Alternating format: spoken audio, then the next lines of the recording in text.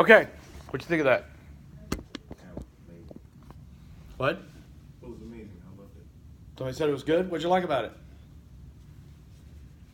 It was personal stories and it was fun and we got to see a different side of Ali. Okay, you got to see a different side of Ali that you may not have known. Billy Crystal was like you said, he was his friend for 40 years. Okay. What else? It was genuine. It was genuine. Remember how we talked about be personal last time? Okay, was that not personal? I watched big chunks of that because Ali was just, I would like to say that Ali was my guy back, and he stopped fighting long before you guys were born. He stopped fighting in '79, but I mean, I would like to say he was my guy. He was everybody's guy back in the '70s. I mean, everybody knew Ali. Okay, but yeah, so I watched chunks of this as I could during the workday. And like Bill Clinton got up there, and I mean, Bill Clinton's a really good speaker, but Bill Clinton clearly didn't know him that well. Okay?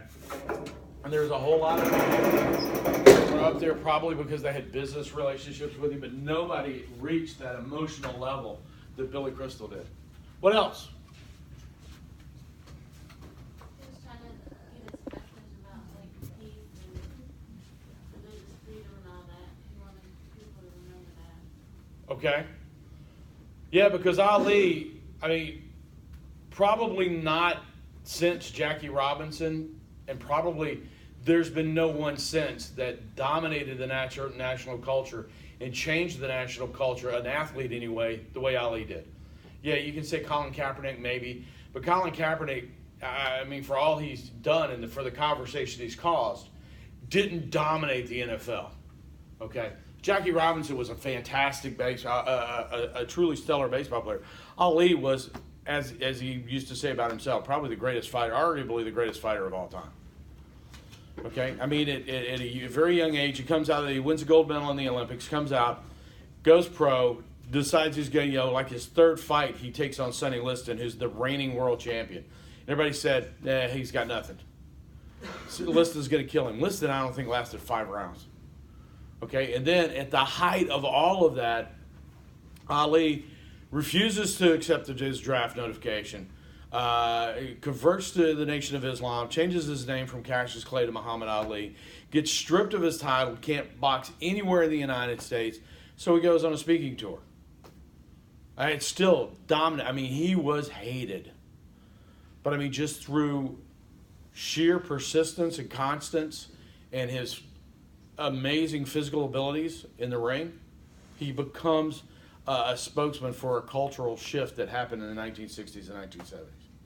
And there was nobody else that was, So he didn't grow up being a Muslim? No, he did not. He did not convert to Islam until he was in his 20s. Yeah.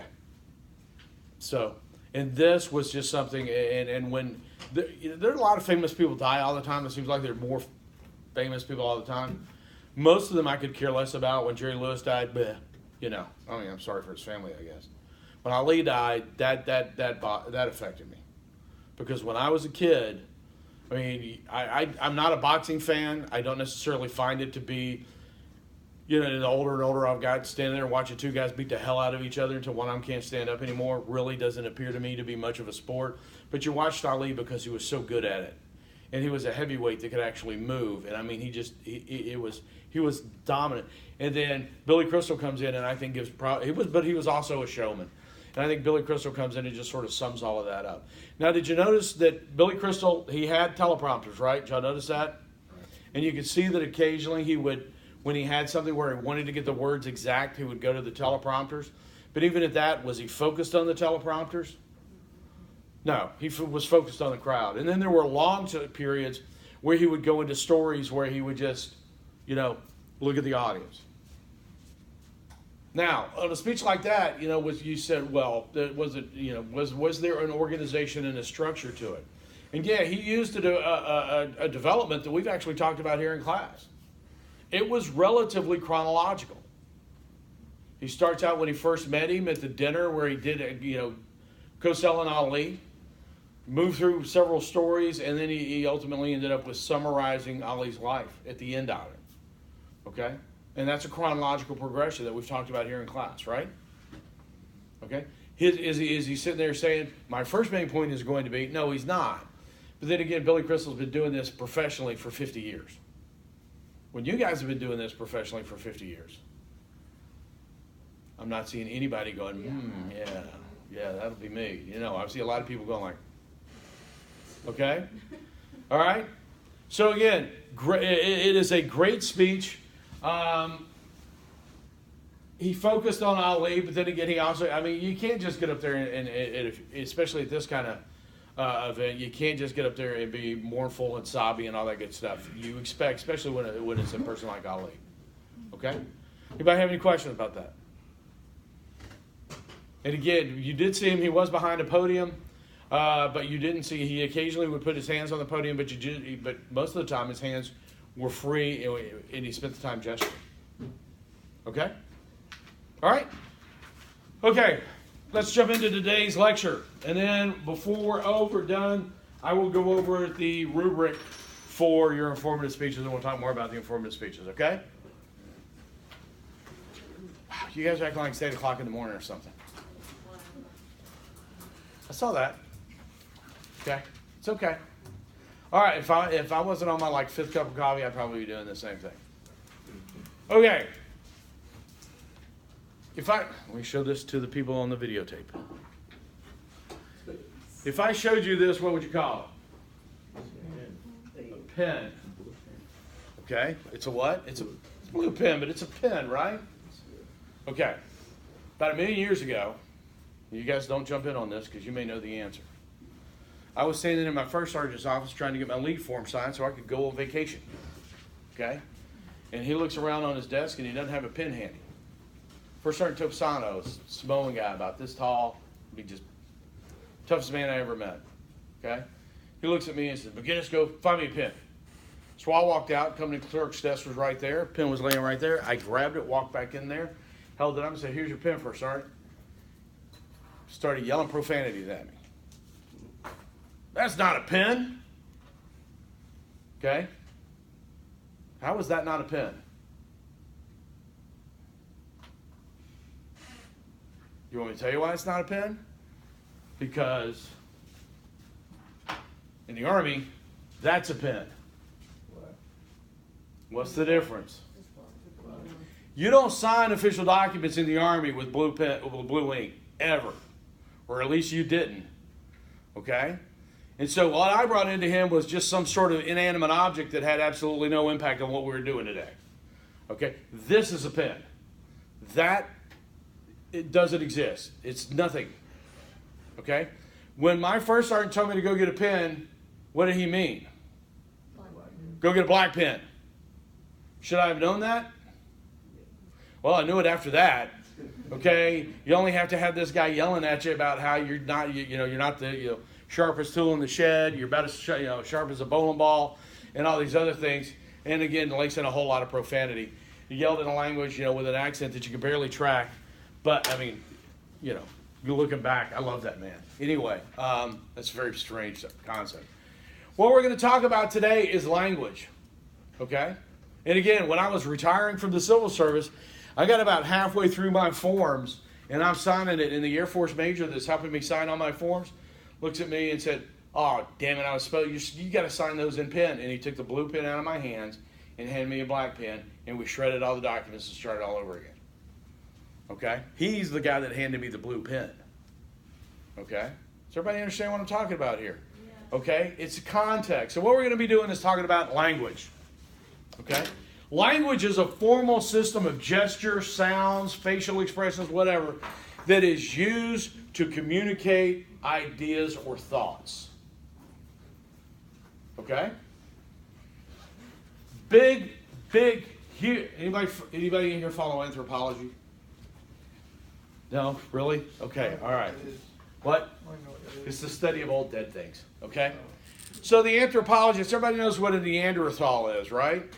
Okay? It's the hominids, the our Homo sapiens cousins that ran around Central Asia back 40, 50,000 years ago. Then when Homo sapiens came flooding out of Africa, they disappeared.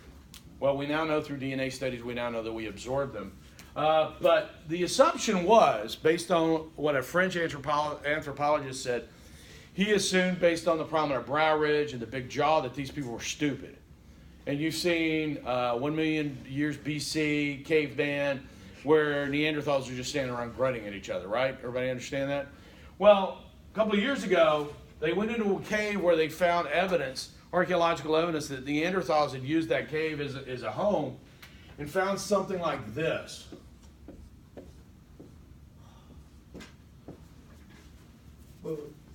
Anybody want to guess what that is? Horse, buffalo, probably a buffalo. Is it an actual buffalo, though? No, but it's an imagery of one. It's a symbolic representation of a buffalo. And suddenly, anthropologists all over the world go, because Neanderthal man had the ability to symbolically represent something. And what's the next step in that? Neanderthals probably had a language. Because if you can symbolically represent something through a drawing, you probably have words for it. And by words, we mean any group of sounds made with your mouth that everybody agrees on a generalized definition of. Everybody understand where I'm at? Okay?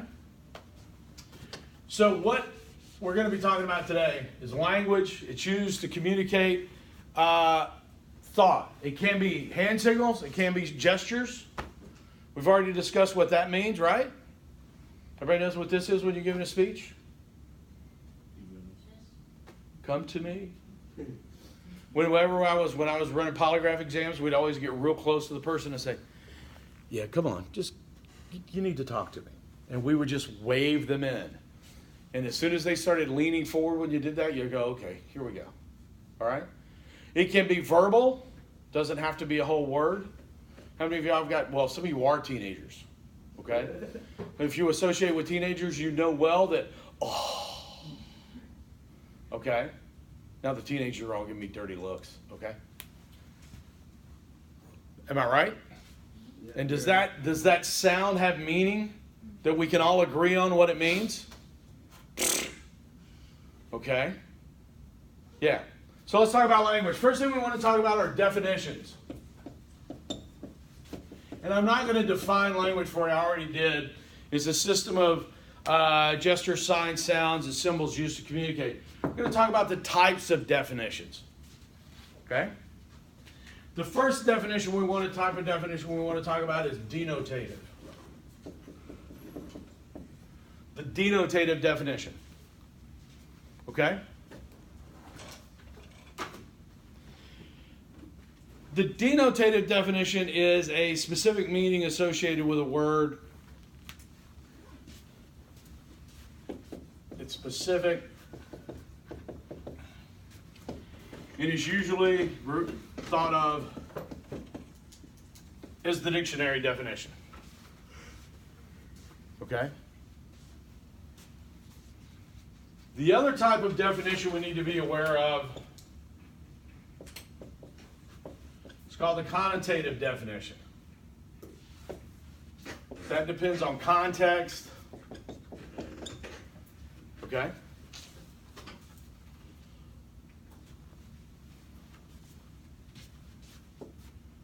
And associations with the word. Okay, everybody knows what color this marker is, right? What color is this marker? Black. What's the denotative definition of black? What? It's actually, if you were talking to a physicist, they would tell you it's the absence of all colors. You take all the colors out of the spectrum, you know the light spectrum. If you take all those colors away, you wind up with black. So black, the denotative definition that you would find in the dictionary or that a physicist would give you would be black is the absence of all color. Right? So what's Black Friday? It's a day of shopping. Okay, that's the absence of other things. Good reach. I appreciate the thought. Okay, does anybody know why they call it Black Friday? You shop in the dark? Okay, I like that idea. Very good. They cut prices. By the people around you. What? You can get knocked out or killed by the people You can get killed by the people. Wow, you guys are going dark really quick, okay? They cut the prices on a lot of things. Well, why is that black, though? Why do you say Black Friday and we all know that it's the day after Thanksgiving when everybody's in the stores? Okay? Well, now it's the day of Thanksgiving. What? Now it's the day of Thanksgiving. So Thanksgiving's over, so we're all dark and, okay? Actually, the reason it's called Black Friday is because when you're writing in a ledger, okay, when you're in deficit or you've lost money, you write the numbers in red. When you make money and you start to turn a profit, you write everything in black. So on Friday after Thanksgiving, stores expect to make enough money to where they will turn the entire year from red to black in their ledgers. So it's Black Friday. Okay? Did you know? You didn't know that? No, I just went from. Yeah, I just thought it was horrible and it was just black and awful and yeah, okay? That's why it's called Black Friday. Okay? But what do you get when you get a demerit? When you do something bad, they put what kind of a mark in your record? They put a black mark. Okay, why? Because black also has a connotation of a negative mark, okay? But if it's Black Friday is good, where we turn a profit, and Black Friday and a black mark is a demerit for something you did wrong, how can we use the same word for two completely different meanings? It's the context. It's the association with the other words around it. Okay? So in everyday speaking, in everyday language, which do we use? Denotative or connotative? Yeah, both. We do use both. Okay? Like when I was growing up, when I was a teenager, and we had a hip, cool language our parents never understood. Okay? If somebody drove up in a brand new Camaro, the word you used to describe that was wicked. Okay? Don't say that anymore, do you? No. Yeah. Mr. Roberts up here going, yeah, but you're older than most, so don't go jump in yet, okay? We go, whoa, that's wicked. And my father one time asked me, so why do you call something like that wicked? Because wicked is bad. And I would go, yeah, it is bad. And he would go, I don't understand. We have a new word now, savage. Savage? Okay. Yeah, and the connotative, That was old even for us. Is it? It is. I'm never on the internet. well, now I don't feel bad because the young people are turning on each other. This is, for an old guy, I'm just going to stand back and watch for a minute. Because like savage change. Is the denotative definition is relatively fixed, right? I mean, black is black. It's the absence of all color. But the connotative definition can change over time, right? Okay, now wicked is a slang that's used in New England. My wife is from New England. It means very. People come in and go, it's wicked cold outside. Okay, it means it's very cold outside. Wicked hot. That's a wicked awesome car. Okay, but we used to use bad and wicked to mean good, and it used to just tick my father off. He's going, y'all don't even speak English anymore. And I used to say, oh, it's funny, my old man. Now it's like, I'm going like, do you even speak English anymore? And I'm like, because for me it's relevant, it's real, okay? One I heard the other day, dude knows how to get a bag. I'm like sitting there going, What? dude knows how to get a bag. And I'm like, what? Gotta get that money. Knows how to get that money. I thought it was dope. I'm like sitting there going like a dime bag? What? What are you talking about? He goes, no. I guess usually like now, like if you have so much money, like you carry it around in like a duffel bag or like a nice bag. I'm like sitting there going, I'm like going, what does that mean? And they're going like, then they said it means get a bag of money. And I'm like, no. Then I went home, got on UrbanDictionary.com. Do not do that at work because there's stuff in UrbanDictionary.com you do not want on your work computer. Okay? And I put get a bag, and it said get money, as in get a bag of money. And I'm like sitting there going, okay, when I was youthful, if somebody said get a bag, we'd have been talking about a dime bag. Okay? And even the phrase dime bag, that's what is it, a bag full of dimes? No, it's $10 you pay for weed. Okay? Why do I always wind up talking about weed, having never actually smoked it before in my life, okay? But everybody understands the difference between connotative and denotative, right? Okay? The important thing is that when we start talking about connotative definitions and we start using words a lot of their definitions and a lot of the way that people are going to take it is going to be dependent on their engagement with their own environment. All right? Now I'm going to put out a simple word that we should, and I don't want anybody to yell out because, this class not so bad, but that class yesterday, I say anything and I've got 18 people screaming all at once, okay? Don't say anything. I'm going to ask for input in just a second. I just want you to think about what this word evokes in your mind for a second, okay? And the word is mother. M-O-T-H-E-R, mother. Now, the denotative definition of mother is a female parent. Okay, but when I say mother, what pops into your minds? Yell out. You can start talking now. Something bad. Something bad? Okay. No, I just feel like you're referencing my mother. Like if you're like talking to your mother. Talking about your specific mother? You're What else? What is it? What do you feel when I say mother? Caregiver. Caregiver? Dread. Dread? Kind of sad but happy at the same time. Kind of mixed sad, happy emotions. What else?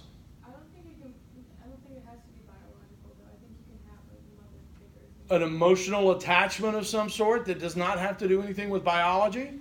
Okay. What else? Think about my kids. Your kids? Do you have kids? Okay, so when you start having kids, words like mother, father start having a completely different meaning for you, and we're going to really deep dive into that in just a second. Okay. But a simple word that has a very clear denotative definition, like yesterday, I had some angry people. Okay, because the first thing they came out with was, okay, what do you think of when you think of mother? And I was thinking, it's going to be love, support, all that kind of first word. What do you think of when you think of the word mother? First person, arrogance. And I'm like, going, it was anger, dismissive. And I'm going like, wait a minute, this just turned into a group therapy session, okay? But fortunately, somebody was like, I don't think they were going to talk, but they're going like, supportive? Like they weren't sure anymore, okay?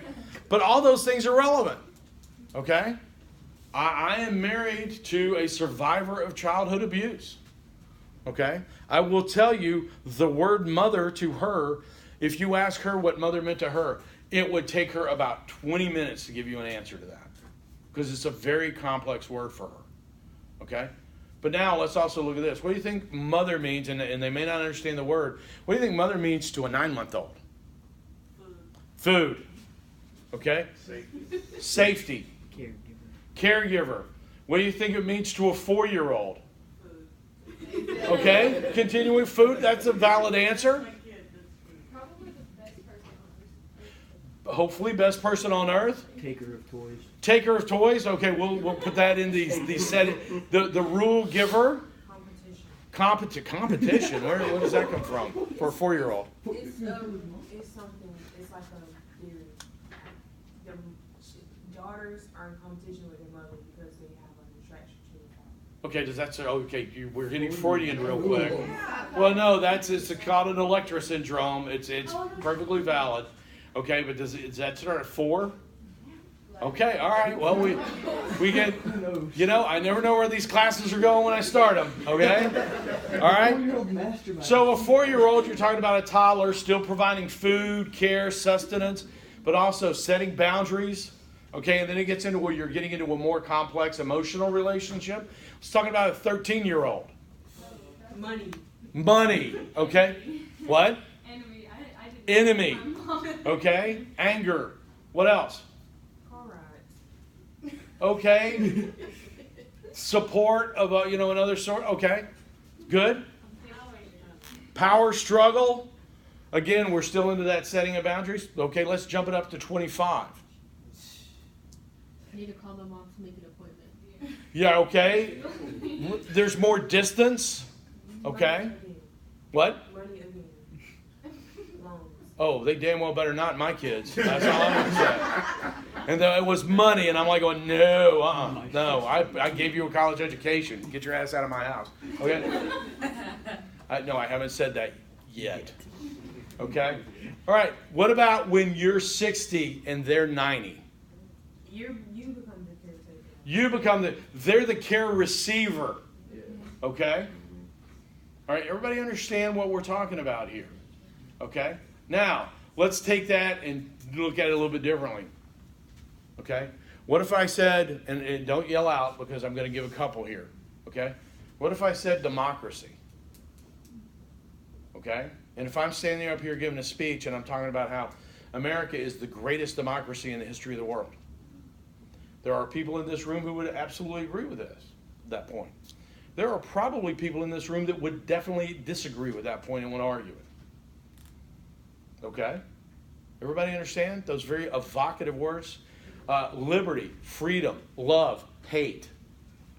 Okay? Race, religion, gender. Okay? Now, remember what we said about informative speeches last class. Can you deal with controversial topics when you're dealing in an informative speech? Can I talk about, when I'm talking about language, can I use words like race, gender, liberty, discrimination, hate? Can I? Yeah. Should I? The answer is, well, everything you have to do. If you guys don't know the answer when I ask a question like that, just shout out, it depends. Because it always depends. Okay? Thank you very much, Mr. Flores. Okay? It depends. Okay, if I'm going to talk about Colin Kaepernick, am I going to be able to avoid the issue of race? Okay, if I'm going to talk about Martin Luther King, can I avoid using words like religion, church, faith? Okay? No, you can't. Okay? Truth, honesty, words like that. Okay, we're going to talk about when to use it, how to use it in just a minute. Okay? Yeah. And then there's a whole host of other words that I usually go into, like, what do you think of when I say ghost? What? Spirit? Power? Sorry, television. I'm just, Haunting. haunting? Spooky? Missing. Halloween? Someone missing. Someone's missing? Okay. A little shoe with holes cut out of it? Okay. Everybody's going kind of dark except for there at the end of Halloween. Okay. Usually I get somebody that says Casper. They're fun. Okay. Yeah. Casper looks spooky now. He doesn't look so friendly. Casper looks pretty spooky now. Yeah, the only thing about Casper is that have that character, a young boy had to die, right? Yeah. Oh yeah, now it got dark. Okay, all right. Oh, dude. Get a second. Okay, how do you? Is that what his name is, Catherine? It's been a long time since I've had anybody do push-ups in one of my classes. Okay. Now, of course, the people that are watching the video, they were going, "What the hell are they doing push-ups for?" Okay. Okay. Man, I've done skipped ahead. I've got everything. All right, the last thing I'm going to talk about is, can we use language evocatively? Okay? Mr. Humphreys is a toothache. Wow, he's crushed. Okay? But does he literally physically give me pain in my teeth? I don't know. He could if he punched you. If he punched me, but just... That's my perspective. I could. You could, but in general terms, and again, I use toothache instead of the common phrase that would be used. Now, let's not say use that language in here, okay? That's for similes and metaphors. Okay, we're going to talk about similes and metaphor in a minute and how to use them and how not to use them. But everybody understands. Okay, well, let's talk about similes and metaphors right now. Let's just jump ahead since it's already come up. All right? Everybody understands what a simile is, right? What's a simile? You use the word Comparison using like or as. It's an explicit comparison using a word like or as. He was strong as a freight train. Do you expect that individual to be able to go out and pull a mile-long string of coal cars? You do not, okay? But because it was you use like or as, it is explicitly a comparison. What's a metaphor? Comparison. Right, Using you're like comparing it to, like, you're making it the object of something that you're talking Okay, it's an implied comparison. Okay, heard it on the news the other day. What was it?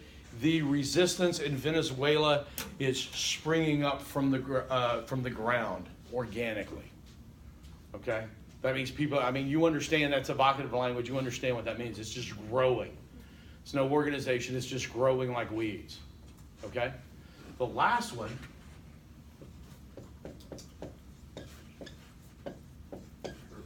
Hyperbole.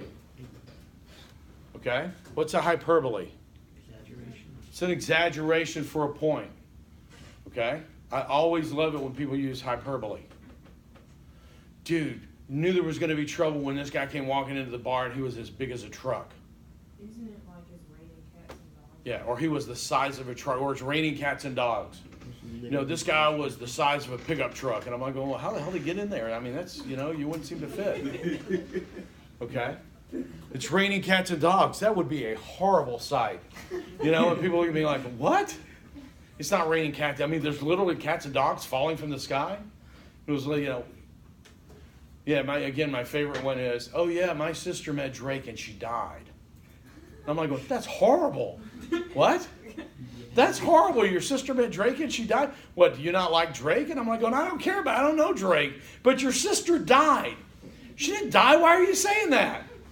Because you... And then I just realized it was lost. They were never going to get it. Okay? There's going to be... Oh, it's hyperbole. Okay? Avoid hyperbole as much as you can.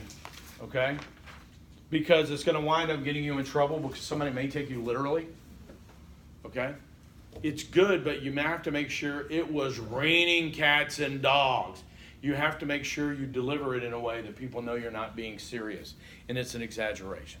Hyperbolic language can get you in trouble. Okay? So simile is good. Metaphors are fine. Okay? But stay away from hyperbole. Okay. Let's talk about the differences. Now, you've all taken English composition, right? Okay. So I need you to break you of some habits when you start talking about it. This happens because people like 12 differences between oral and written language. Okay? And a lot of you, and I've already seen it, I had somebody bring their outline for their informative speech to my office yesterday and said, could you look at this? And without even really looking at it, I went, there's too many words. You've written out too much. Okay? And one of the reasons that we look that I can tell that you've written your speech and you're reading it up here, not only is it you're staring at your note card, but the language you use is different. So let's talk about the 12 differences between oral and written language. Number 1, oral language. This is for all oral language.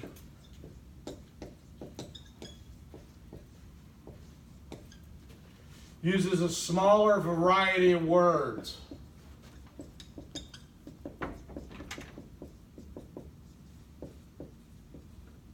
Okay?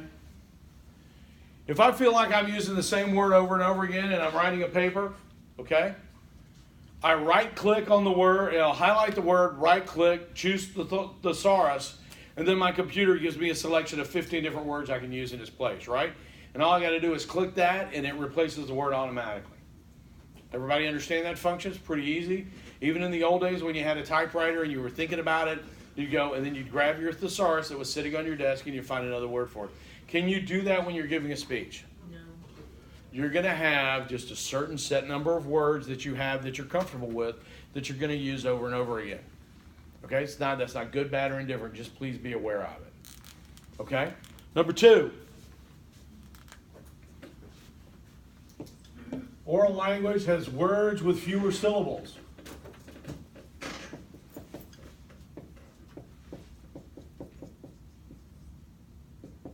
That's about right. Probably not. Yes. It is. Hey, imagine that. Okay? If you're going to say the choice between quicker and fast, what are you going to say? Probably fast.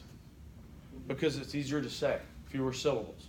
You're not going to, again, we're talking about when you're up here talking and you don't have a chance to look at the sentence and review it, you're going to go with what comes quick and easy.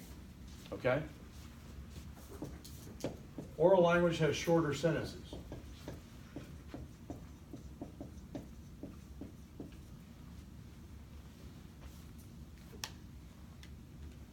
everybody should understand that, right? You don't usually spin together, three separate. There are very few people in a speech will have a run-on sentence where they throw in 14 conjunctions. Okay. Now, what you will do is you'll verbalize a pause. So today I went to work. Today I went to work and I did my job and then I went home and then, instead of saying and, you'll say Today I went to work I did my job. Okay. Shorter sentences are okay. Because also remember that your audience has not got text to read. So shorter sentences are easier for them to digest. Okay? Oral language is more self-referential.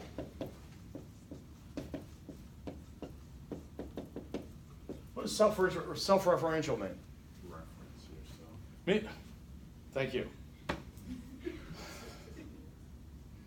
It's like I guess by the time I got to this class, when I say, "What's the purpose of an informative speech?" and don't say to inform, okay? Self-referential speech is where you use yourself as an example. You also use the first-person pronoun a lot more, and especially the first-person singular, I and me, more than you will in written language. Okay? Number 5.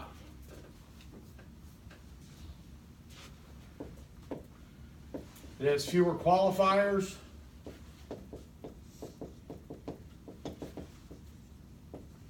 And numeric terms. And again, not good or bad, but something you need to be aware of.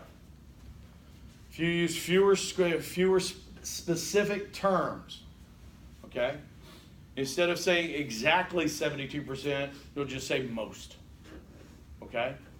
You need to make sure that to be more effective, you use more qualifiers than you're probably comfortable with. More specific numeric terms. Okay? Going along with that,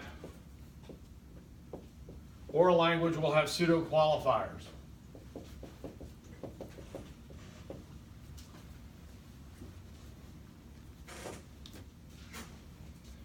Many, few, a lot, some. Okay? When y'all wrote your papers for English Comp and you wrote some people say that, you had to qualify that and specify it, right? Up here during oral language, you don't have that much. But on the flip side, oral language has more superlatives.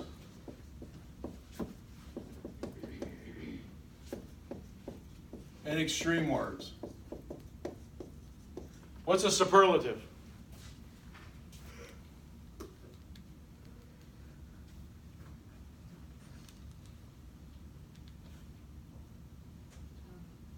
Really? A superlative is like best, biggest, greatest. What? Yeah, but it always makes it something as, you say always, never. You don't say sometimes. You'll have a tendency to say always, never, biggest, greatest, smoothest. Okay? And who's the biggest user of superlatives in the world? What? Well, high schoolers, but, our president is Mr. Superlative.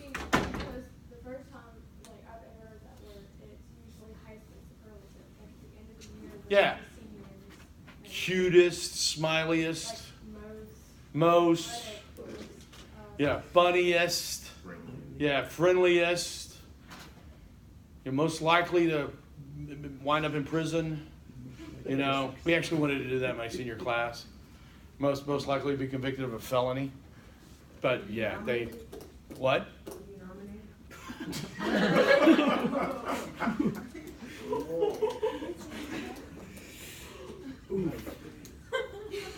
Damn.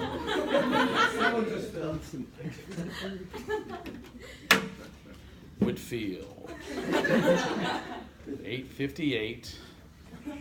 Okay? Yeah, but doesn't our president always speak in superlatives? We're going to build the biggest wall. It'll be the best. It'll be most beautiful wall. I have the best brain. I use the best words. Okay? Does that not how the guy talks? Okay? Which is fine, but after 3 years of dealing with somebody who's only using superlatives, what happens to the meaning of the superlatives? Has no value. They have no value. Okay? If everything is the best, can everything possibly be the best? No, we can't. Okay? All right, number 8. Okay? On the flip side of that, oral language has more qualifying statements.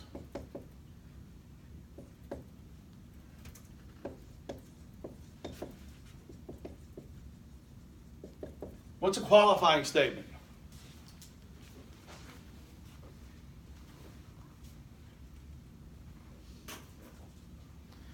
Qualifying statement. You're just stretching? Okay. A qualifying statement is where you make a statement and then either use a word to automatically downplay it. Unless, sometimes. Okay? I don't know.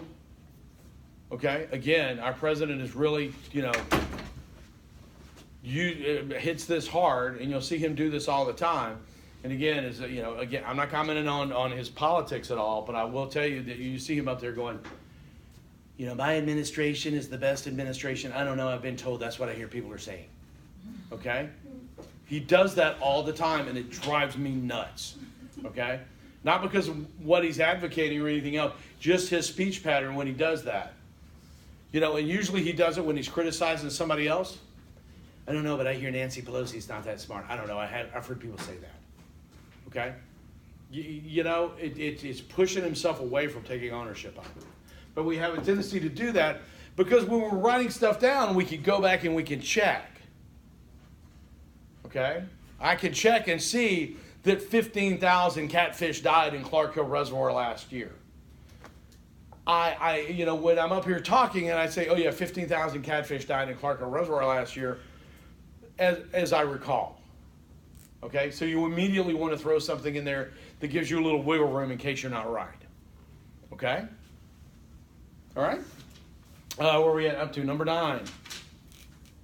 Okay? And this goes back to, again, these. Oral language has more repetition of words.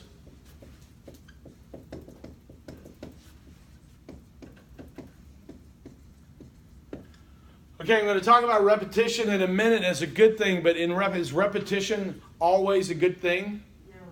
No, it's not, because what happens? It begins to get tedious after a while, doesn't it? That's like when writing a paper, they recommend you to give the source. Yeah. You can't change it. Yeah. It's not good, bad, or indifferent. It's just something, if you're using the same set of words over and over again, okay, the Democratic Party of the United States, the Democratic Party of the United States, if you keep saying that over and over again, people are pretty soon going to get tired. Okay? Number 10. And this is something you should explicitly understand. More contractions. Okay? Could you use contractions when you're writing your term paper for English Common? No, absolutely not. Okay, big red mark, no contractions. Can you use contractions up here when you're giving a speech? Yeah, should you? I would tell you that in general, yes. How many of you watch Star Trek Next Generation? Okay. Really, how many of y'all watched it really hardcore? Okay, all right. So for those of y'all who don't know, Data was the android. Okay, when did they know that Data had made a huge leap forward in his understanding of humans? Use contractions. He started using contractions. Okay? If you stand up here and don't use contractions when you're talking up here, okay, people are just going to begin to go, why are they doing that? Okay? You cannot, under any circumstances, do this. And you just keep doing it. We don't say will not, we say won't. We don't say do not, we say don't. Now, don't use ain't. Okay? Because the next thing I went, well, yeah, so is the F word. And you don't use that either, okay? Because in a second I'm going to say, sound professional at all times. Okay? Yeah, I knew there would be one person. There's always one guy that I always go, why? You know, yeah, okay, I understand. Okay? Number 11. Oral language has more interjections.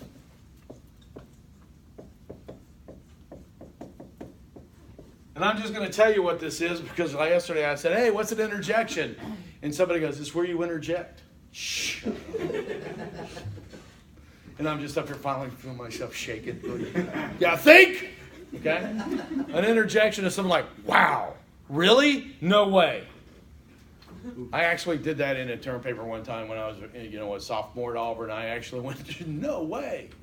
And they just proved that they weren't reading your term papers. Okay, they were grading on length. Okay? You don't put that in, you don't say, wow. But can you say that up here? Yes. Absolutely. Because if you want people to think, if you want your audience to understand that that's a shocking figure, say it for them. Okay?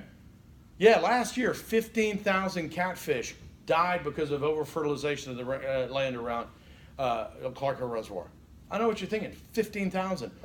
Wow. Okay, it seems a little cheesy, but it does put emphasis on it, right? And even when you're having a conversation with somebody, you will do that all the time as a verbal feedback when somebody sits there and goes, Really? okay, I'm going to stop now. You'll actually do that. Really? Yes, you will. Thank you very much for the perfect example. Okay? Yeah. Yeah. Just, and it's like, and you see this, on all the soap operas. Yeah, and I say this on a soap opera, if this applies to your life, I'm sorry. Yeah, I just found out your wife is sleeping with your brother. What? Okay? That's an interjection. You don't have those in written language. Or you shouldn't. Okay? And number 12, I have to turn the page for it because I, believe it or not, did not remember these. And we talked about this already as well.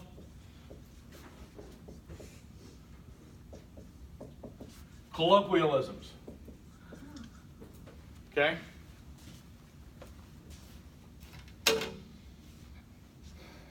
Where the hell is yonder? Oh, yonder. Yes, yeah, exactly. Whichever way you point. Where the hell is yonder? I mean, it's like, hey, what? It depends. Yeah, hey, I'm going to go to see a Green Jackets game. Do you know where and I swear to you, yeah, do you know where I'm going to need to go to the baseball stadium. I'm going to see a Green Jackets game tonight. Yeah, do you know where it is? Oh, yeah, sure, I can give you directions. Yeah, where is it? It's over yonder. And people think, oh, well, they should know where that is. Okay? How much is a peck? That's not something y'all hear a lot anymore. A what? A peck. A bushel and a peck. Oh, bushel, I don't know what a peck is. Yeah, exactly. But it's just something that, maybe they don't say a lot anymore, but that's a colloquialisms. I don't know. Hell, I don't know. Something my grandmother used to say all the time. I love you a bushel and a peck. And I'm like going, oh, great. It's a lot. Okay? Yeah, I mean, and people act like, and when you get outside the South, if some of y'all have ever ventured outside the South, they will look at you for your Southern colloquialisms like you're an idiot. Yeah. But then they'll say wicked cold outside. It's wicked hot. Yeah, it's 75 degrees. Shut up, okay? Yeah. My in-laws live in Vermont, and they always laugh, goes, you Southerners, you can't handle cold. And they're like sitting there going, it's 84 degrees and 35% humidity, and they're bitching about how hot it is outside. I'm like, okay, everybody understand this? These good, bad, or indifferent? Pretty much indifferent. This just is. Okay? It's like saying we breathe air. We all know we do. That's not good, bad, or indifferent. It's just who we are. Oral language is what it is. Okay? All right, last couple of things.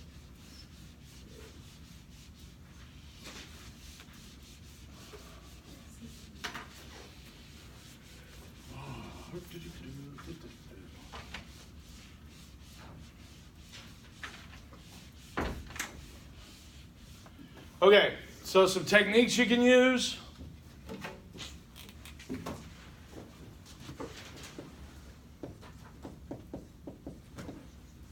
Rhythm. that's just saying your words at a specific rate. Okay.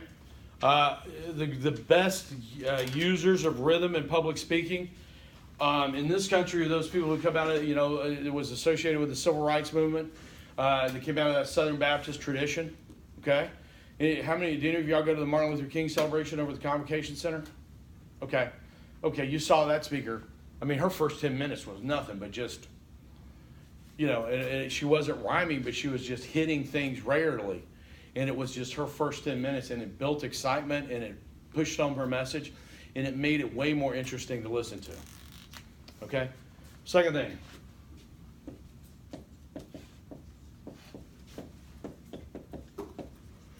Parallelism. Okay? Parallelism is where you build sentences with a similar structure. Okay? That's not repetition, but it's like, Patrick Henry said, something that's remembered 250 years later, give me liberty or give me death. Would it have been as memorable if he said, give me liberty or just kill me? Okay? No, it wouldn't. He's using phrases in parallel that run in similar structure, and it brings it home more. Okay?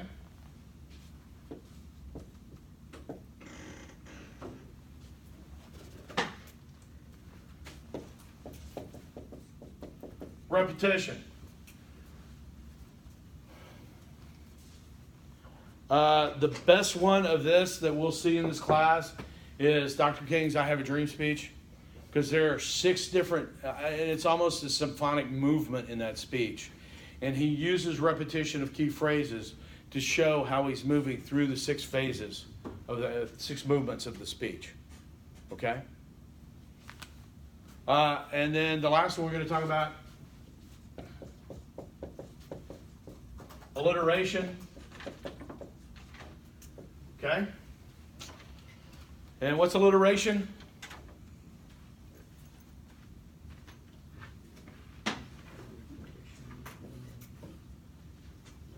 Okay, alliteration is where you use generally a consonant repeatedly. Bill Clinton in his 1992 acceptance speech for the Democratic nomination says, somewhere at this very moment, a child is being born in America. Let it be our cause to give that child a happy home, a healthy family, and a hopeful future. Okay? Being born, happy, home, healthy, hopeful. Okay? Now, do I expect you guys to get up here and on Monday or Tuesday when we do our informative speeches, for you to have rhythm, parallelism, repetition, and alliteration? No, I do not. Well, okay, Mr. Flores is stepping up. He says he's going to be able to pull off all 4. Okay? But no, I'm not. Okay? What this is for you to watch critically.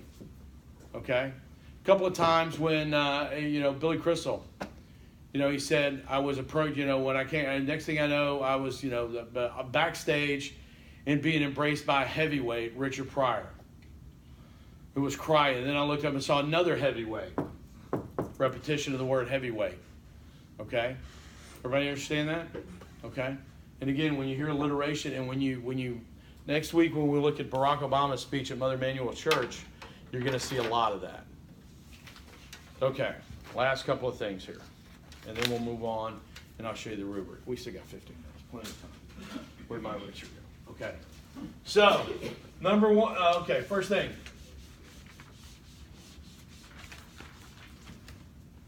Adjust your language to your audience. Adjust your language to your audience. And where will you determine, what point will you determine what kind of language you need to use for your audience? Audience analysis. Yeah, if I use the word audience and say when, you should always just jump in with audience analysis. Okay? So adjust your language to your audience. Okay? Be inclusive. Now, I am not talking about being overly politically correct. I'm talking about being effective.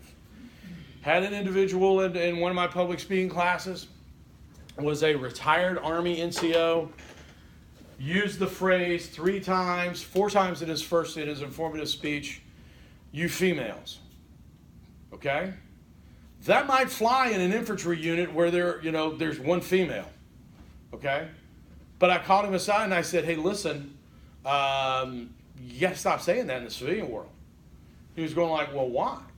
And I said, well, you just set off the female members of your audience as a separate class. He was going like, well, yeah, but I mean, that's just the way I learned to talk. Well, unlearn it. And he said, but you know, in the Army, that's okay. And I said, yeah, but in the Army, what percentage of the the Army is actually female?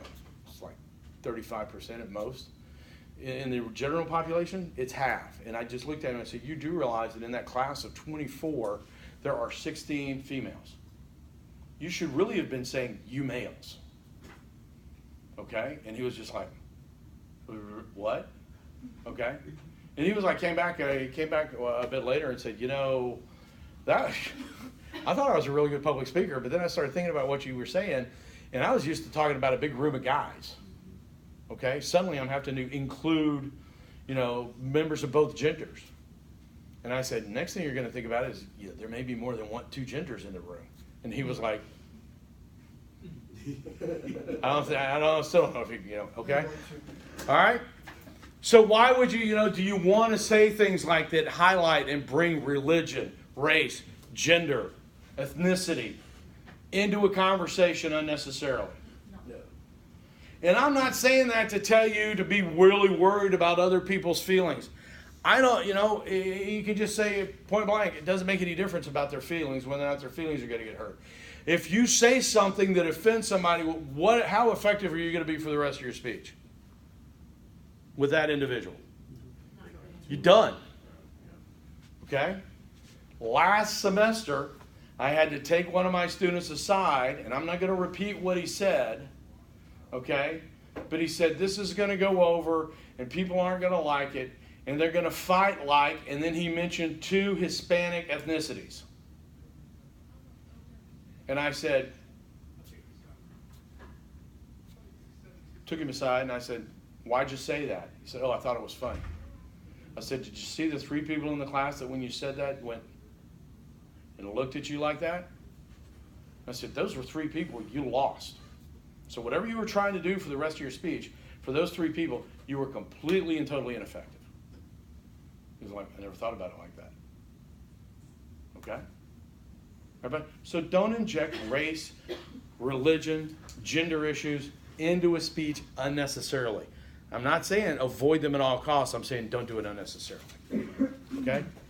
All right. Be careful of language as well when you're inclusive. Don't say things like a handicap. Say a person with disability. Don't say they were in a wheelchair. They used a wheelchair. Okay? Be inclusive in your language so you don't alienate people and become less effective. Last thing, and then we're going to talk about the rubric, be professional. There is no instance in the world where the F word is professional. Okay? Does everybody understand what I'm saying? You say the F word up here, you're going to save me a lot of time and energy because I can just skip down to the bottom where it says total and just put a 0. All right? There's no reason when you're giving a formal speech for you to use that sort of language. Okay? And there's a whole host of other ones that we can talk about. Go Google George Carlin 7 dirty words. No, just don't take that as a recommendation. If you've heard it before, 7 words you can't say on television. If you know what it is, you know what I'm talking about. Okay. Does anybody have any questions about all of that? Well, I'm going to get to that in a second. Hold on. All right. Okay. So let me show you guys the grading rubric. I posted it yesterday to Blackboard, so you could have already seen it. This speech is going to be worth 50 points total. Your outline will be worth 10 points. So,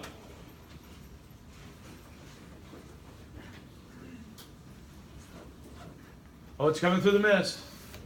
All right, so first of all, when I pull your outline up, I will call your name, and while you're walking up, I will take a quick glance at your outline, okay? And I will give you something out of 10. Okay? Does everybody understand that? If you don't have any evidence indicated, you're probably going to, your evidence not listed in your outline, and I've already seen 4 or 5 of those. Remember, it says right there on your outline format, indicate evidence in red, right? If I see no evidence, you're probably going to get a 5. Okay, because that's one of the key reasons for doing an outline. Okay? Your introduction, I'm going to say, you've got an attention device, I'm going to check it off. You've got a statement of purpose, I'm going to check it off. You got a preview of your main points, I'm going to check it off. If you got to see, give your credentials, I'm going to check it off. Generally for 10 points, I'll give you a 2.5 points each. Okay? If you don't have a preview of your main points and you don't do your credentials, you'll get an X next to both of those and you'll get 5 out of 10. Do you mind if we switch the order of credentials to where? What's the rule on where things go in the introduction? Well, as long as the attention device is first, but I'm saying like. Attention device is always first. Everything else you put in the order you need to make your speech most effective. I just had to list them in some order to put them in there. Okay? The body of your speech is going to be 15 points, and that's going to be based on effective organization, transition between your main points, and development of your subpoints. Okay? Everybody understand that? It's pretty straightforward. Conclusion, 5 points, because that's really easy. Restate your main points, restate your purpose.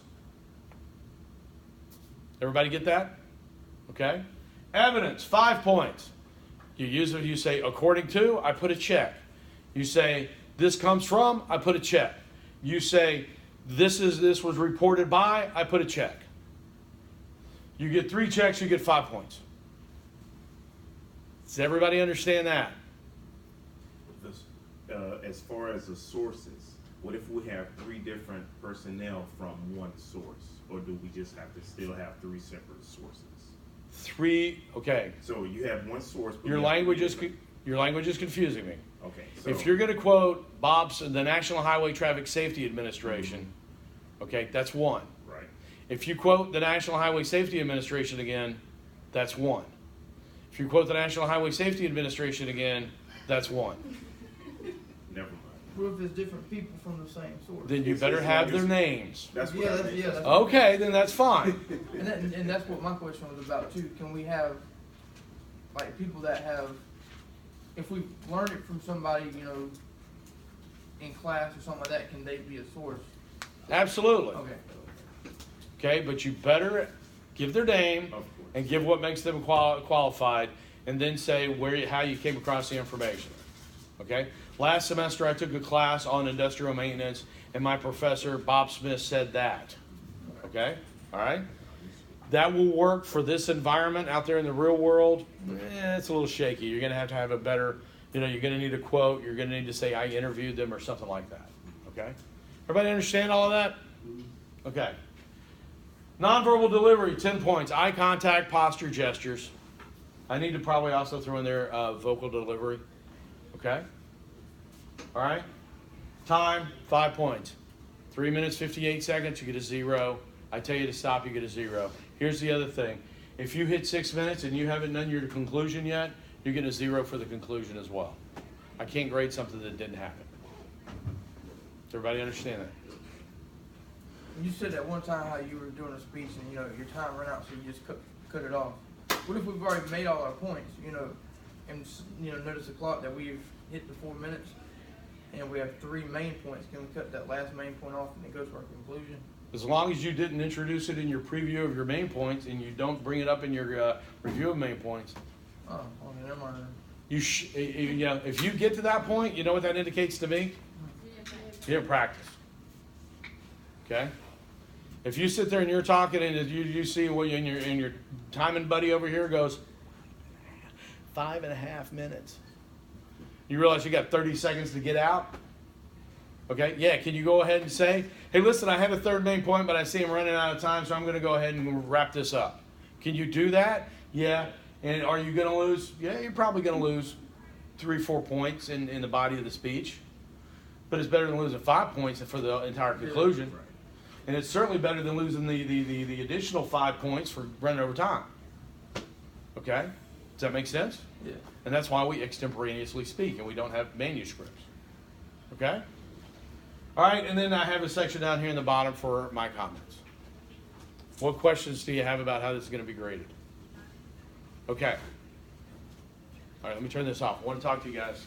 Don't pack up yet. I really want you to listen to me at this point, okay? Okay, stop. I don't want you to pack up yet. Okay. I've already had any number of students come to my office that are making this a lot harder than this is, okay?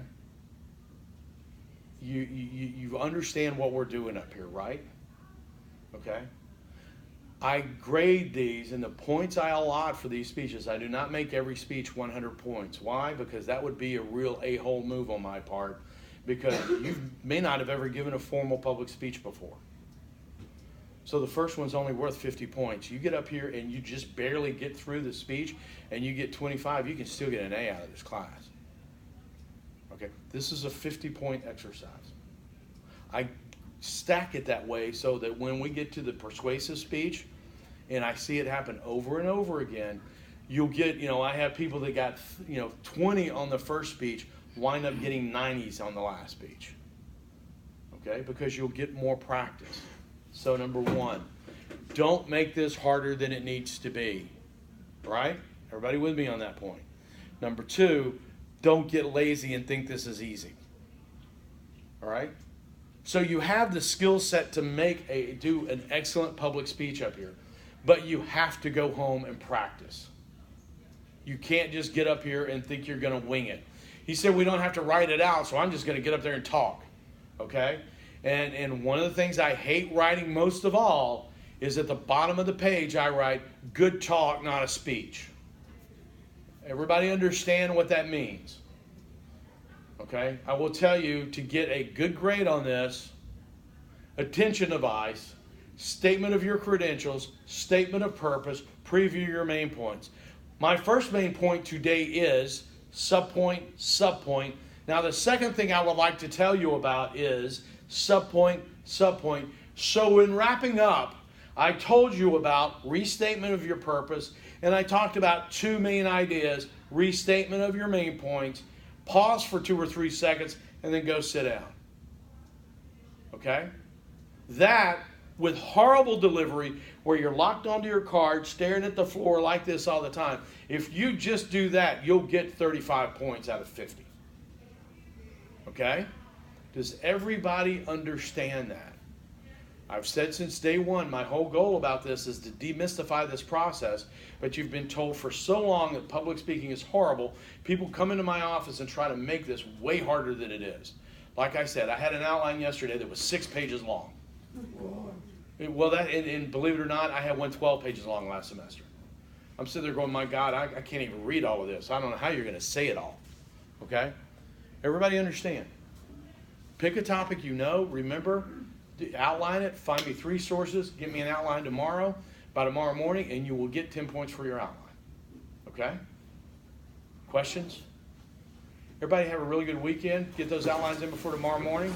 Stay safe, and we will see you on Tuesday. Mr. Whitfield, you have a question?